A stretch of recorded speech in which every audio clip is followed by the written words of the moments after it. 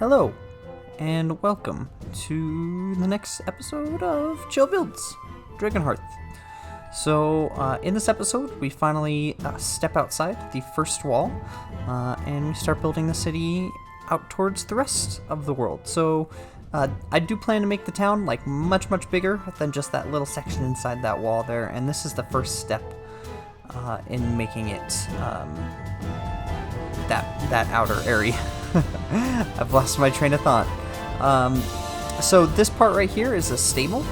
So I figured because the inside there is really dense and out here is going to be not quite as dense as in there, we would want a stable maybe for people going into that part of town to maybe leave their horses, because that part of town is the part of town where people oftentimes sort of stay and wait to see the king who's in the castle up above, or they're super rich, and all those things. In fact, I've just had the headcanon where if you've ever seen Avatar The Last Airbender, there's like a whole little town where everyone gets a house that they stay in while they wait to have an audience with the king.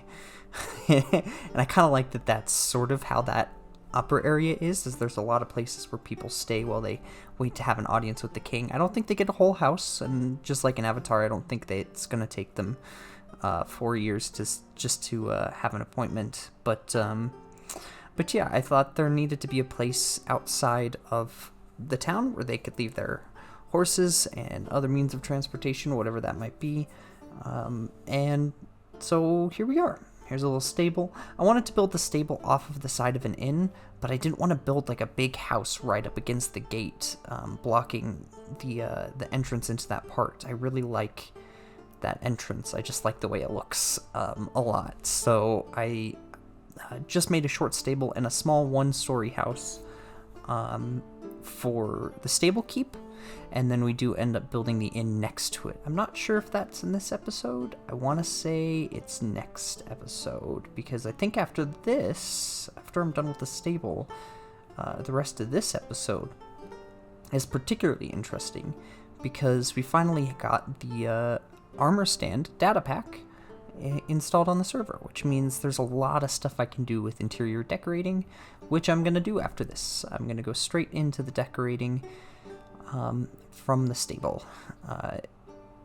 We decorated four interiors. I want to say 4 interiors of some of the buildings that we've already built. 5 if you include the stable. And I think we did a lot of that on stream. So if you want to watch me decorate things and throw your own ideas out at me while I'm decorating, you can check out the Twitch channel in the description. So yeah.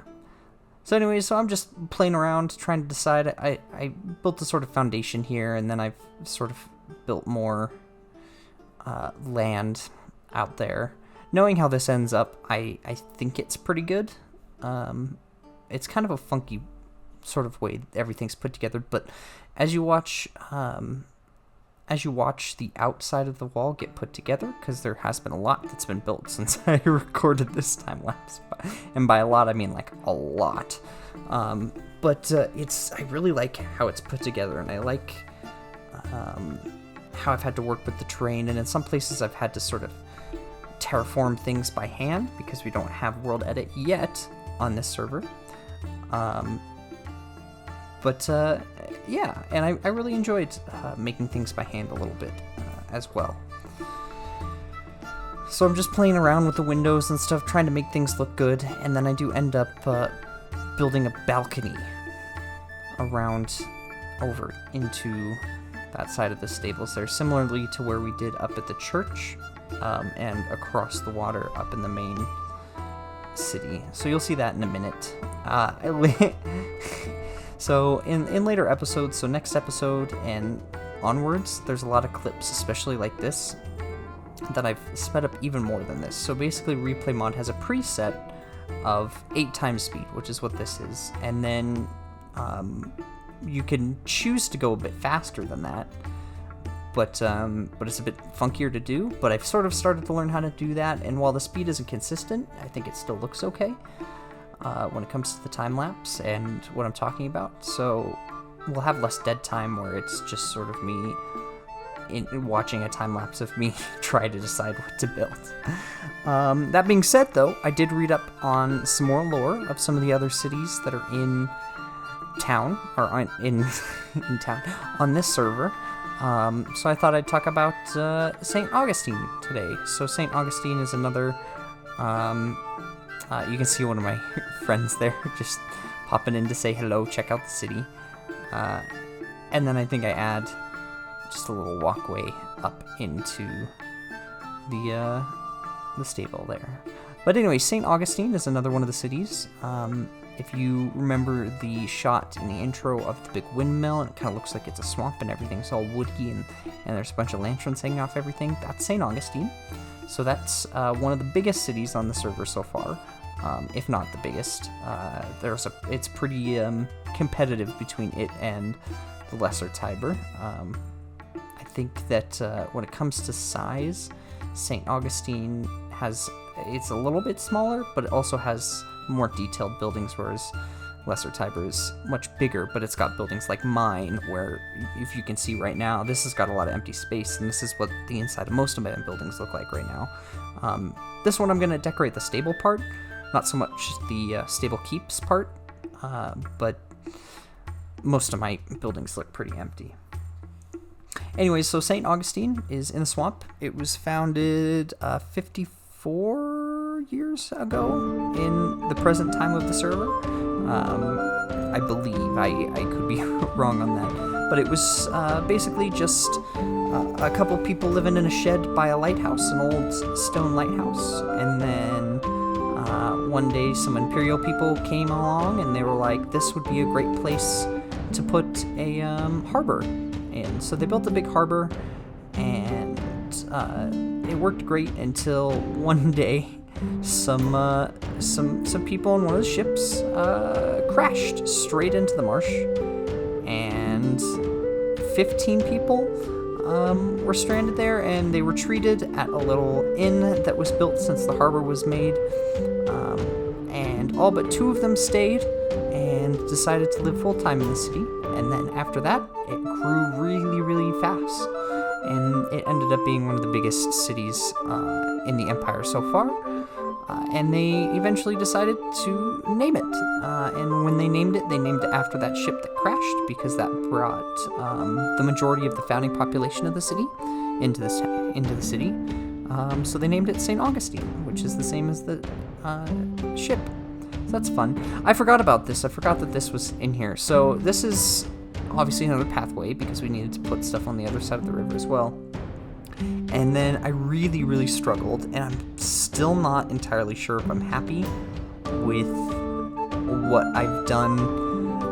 The trail looks fine, the path looks fine, but I built a prison here because I wanted the prison to sort of be in a place on this hill underneath the castle. And it's just a very simple little extra bit of fortified wall.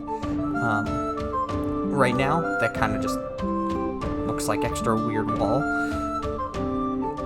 Excuse me. But the plan is to eventually make a big dungeon system that goes in under that mountain. And because the castle is going to be on the top of that mountain to the left, it's going to connect to the castle's dungeons. So, and then I plan to make elsewhere a gallows as well. Okay, alright, so here we are. We're in the interior decorating phase.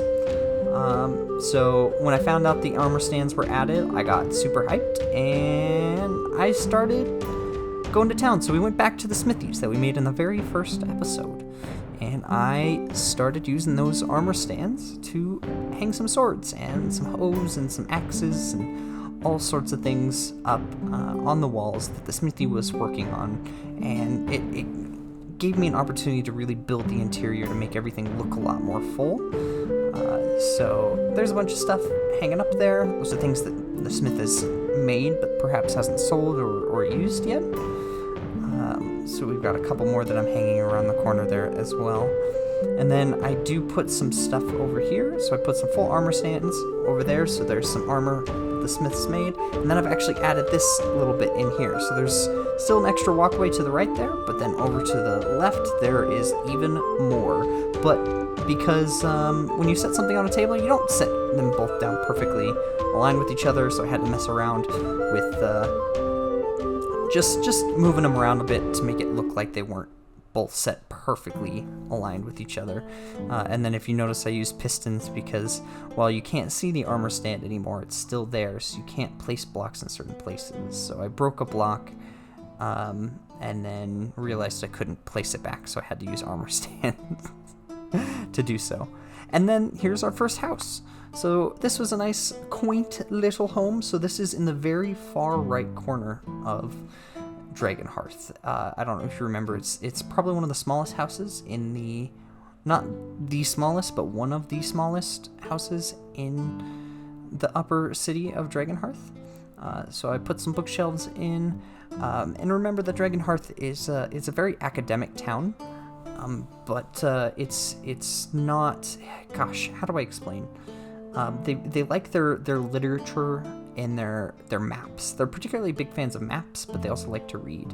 So I really struggled with this. I think nowadays I probably could have had a bit of an easier time doing this, but I put a couple pieces of paper on this desk here, and then I put a quill, and then I didn't realize at the time that there was an easier way to do this, but I had to fight to get this bottle to where I wanted it.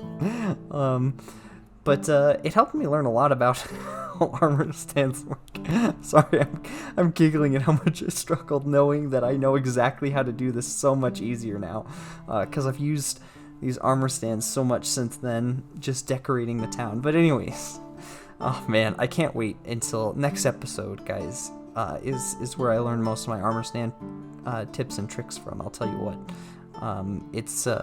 It's gonna look good. So next episode is probably the most interesting episode so far. But anyway, so this guy, I just wanted some food racks in here, and I didn't want to deal with the armor stands again. So I used this trick where you put the meat on some campfires, and then you put the campfires out, and then bam, there's some meat there. But some friends came and looked at it, and they were like, that kind of looks like a smoke rack. And you know what, they're right. So we're gonna say that this guy likes to smoke his own meats. They built a little smoker outside. I don't know if I have left it there or not. I don't remember. But I definitely did not like where it was. So, but we'll see. Maybe I'll come back and make a little smoker. We'll see. So there you go. And then there's the interior of this one. Some more books, some barrels, some seating, and then here we go. And then, so this is where the friends actually come and join. So we enter in. This is the inside of that very first building we built in Dragon Hearth, the very first one. And so inside we've split it up into two shops. So we've built, one side is a jean store and one side is an art shop. And the canon of this store is that there is a villager that runs both of them. And depending on which shop you're in, depends on what name and who he claims to be. So this was just inspired by, if you've seen Avatar: The Last Airbender, in this last season, one of the episodes, there's a shopkeeper who has a different name depending on whether you're at his shop or you're being ferried across in a boat or whatnot. And so this is inspired by that. So no matter how often you ask him, he's always going to insist that they're two separate people, when in fact they are not. But the person that he insists he is when he is running the Jean shop is simply named Jean. And then in the painting store, it's Art. So Jean and Art, because those are both actual real names, and they fit well. And so it's quite funny. So we messed around with a few things. And then if you look at the bottom right of the screen right now, you can see a little subscribe that little mini me built real quick just to tell you to subscribe, or just interact with the video. Hit the like button, hit the comment button, and share what your thoughts are. What kind of interiors you want to see me do next, because we have left to do. One of the issues that I've had with interiors, though, especially like this, is because there aren't a lot of windows here, and I'd like it to be a bright shop, but you see the lanterns just don't give off a bright, happy, atmosphere, and the only windows there are all sort of overcast, excuse me, in shadows, so they're not really visible. But yeah, so anyway, so here we see we've got some khaki jeans, some blue jeans, and some of another color that I don't know of. I could have sworn there was another color, but I don't see it. Anyway, so this is the art shop. So this is the other section of the building. This is actually a time lapse that's happening kind of simultaneously to the jean shop. So we're all hopping back and forth and doing things in both shops. So I covered the wall in paintings. I didn't really know what to do past that. This kind of sucked, to be honest. But luckily, one of my friends came along and fixed it up and made it look a little bit better there. You can see there we are building the jean shop there, and in a minute someone will hop by and fix it up. And then there's actually a little small section of room in between the two that Jean or Art, depending on where you are, goes to change outfits into the uniform of the other shop and go talk to them, and that's where he does his art and dyes his jeans and does his leather working. And we'll see that room in a minute. I spent probably longer than I should have trying to get a particular armor stand to look like a easel so that it looked like a painting. So here we go. We've just got some little added shelves there.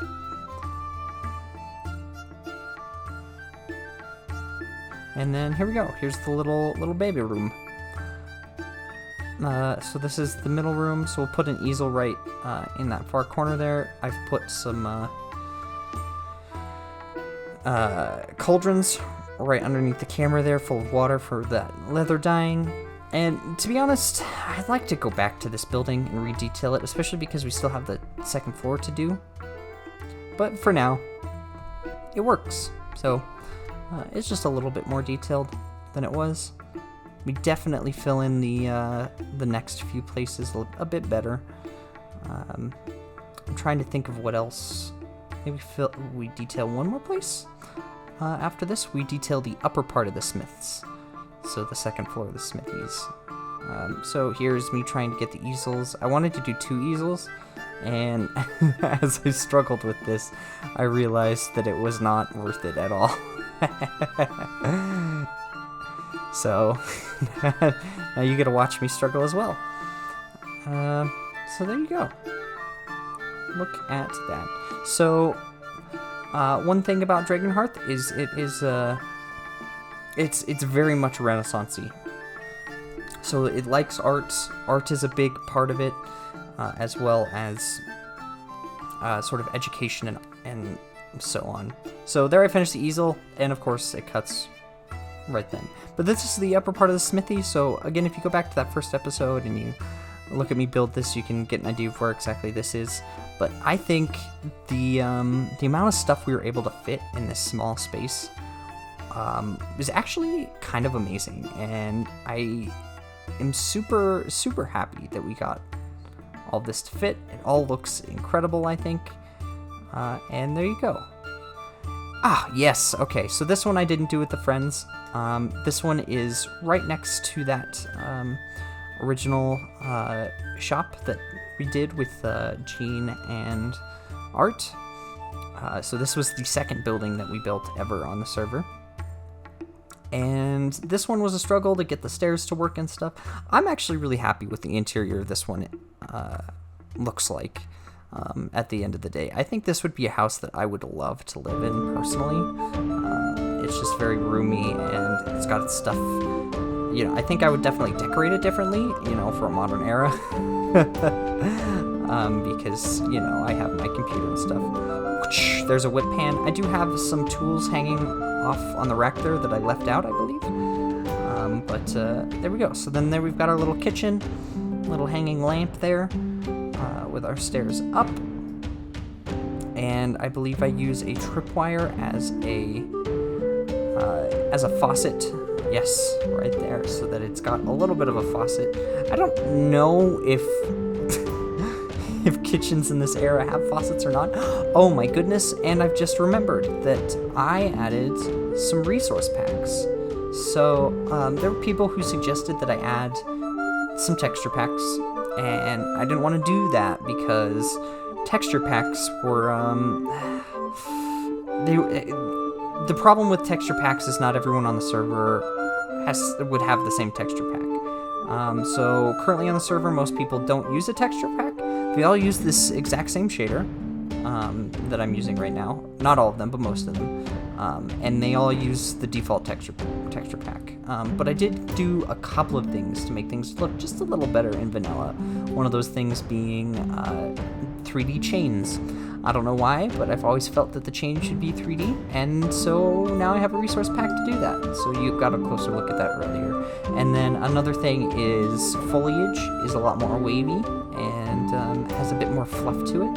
So if you see when we go outside, that might not be until next episode actually that we go outside again.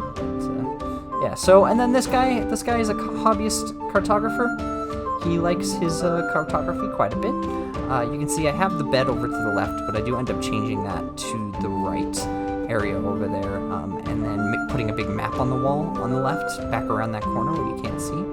But, you know, of course I have to use the armor stands to pop a book down, and then go and do God knows what, and then come back.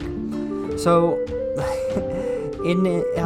I've changed my workflow since then, and I definitely think that I've made the right decision in that I need to start speeding up some of the replay. I kind of feel like sometimes I don't have enough to say, but then other times, you know, there's just it just takes too long. It's like, there's a chair, there's a bed there. I don't. What am I supposed to say about that? Anyways, here's a quick attic. We've got a couple of chains hanging down from the ceiling. I really like this angle for replay mod. And then a couple, I didn't put the same pieces of armor there. Oh, yes! So anyway, I didn't put the same piece of armor on each of those armor stands. I sort of staggered it just so it didn't look like it was too symmetrical. But here's the barracks. So in that first little bridge building is a barracks that people stay in up above the bridge. And so I started with all the bed bunks where all of these soldiers stay, and then I hung up some swords and stuff. The problem with putting swords up this high was if enough of the armor stand is in a solid block, the whole thing shades into a shadow. So this was this was quite the struggle for me. Again, like I've said, I've gotten better at armor stand stuff since then, but oof, let me tell you. And I remember that I did not export the replay mod of me doing exactly this again on the other side, because I know that this whole room is symmetrical, so if you were to turn around, it would look exactly the same as how I finish it here. So one, you've already seen it, and two, it's just more of me struggling to get these darn armor stands where they need to be to work. So you see I have pistons pushing more armor stands over. Oh my goodness. Anyway, so those are all iron swords. There's some texture glitch there, but for the most part it doesn't look too bad, I don't think anyway. So there you go. And now we're in the attic. So I really like the attic here because I put some barrels all over the place here. I've made it all dark and musty. And then this is sort of the place where they sort of store all of the general things. But really what it is where all the soldiers sneak away when they're off duty to play cards and drink and just sort of, you know, get away from the stressfulness of being a soldier and the expectations that go along with that. So there's a little card table that I've built up here, full of paper for people to play cards with. So in this particular instance, they're cards. And you can see every now and then it gets replaced with a book because I'm right-clicking somewhere to open the book, but accidentally right-clicking the armor stand. But I think this is where I discovered that I can actually lock the armor stands, which is something that I should have been doing this whole time and would have made my life a lot easier in previous places where I've placed armor stands. Specifically that first interior decorating house that we did. But there we go. Boom. We've got ourselves a little card table for the soldiers. And that's it. That's all for this episode. I hope you enjoyed.